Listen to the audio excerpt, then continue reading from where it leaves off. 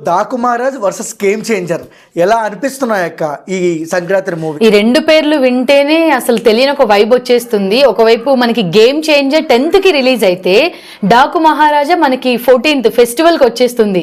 So ఇక్కడ start అవుతుంది, 10th కి స్టార్ట్ అవుతుంది ఫెస్టివల్, అది అలా కంటిన్యూ అవుతూనే ఉంటుంది. సో 90s నుంచి చూసుకుంటే అప్పుడేమో బాలయ్య బాబు గారికి చిరంజీవి గారికి ఎక్కువ పోటాపోటీ జరుగుతుండే వాళ్ళ ఫ్యాన్స్ కి. కానీ ఇప్పుడు అసలైన ఇంకొక సెలబ్రేషన్ ఏంటి అని అంటే, ఒకవైపు ఏమో మెగా ఫ్యామిలీ తరపు నుంచి రామ్ చరణ్ గారు వస్తున్నారు, ఇక్కడేమో బాలయ్య బాబు గారి ఫ్యాన్స్.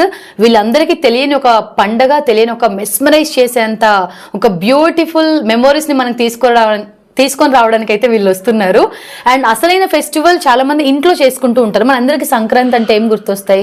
అరిసెలు, కోడి పందాలు, ఎద్దుల పోటీలు. కానీ ఈసారి మనకి సంక్రాంతి అంటే గుర్తొచ్చేది గేమ్ చేంజర్ అండ్ డాకు మహారాజా. అందరూ కూడా పండక్కి ఊరు వెళ్తారు కదా, కానీ ఆ ఊరికి వెళ్ళిన ప్రతి ఒక్కరు ఉండేది ఎక్కడంటే ఈ థియేటర్స్ దగ్గర మాత్రమే.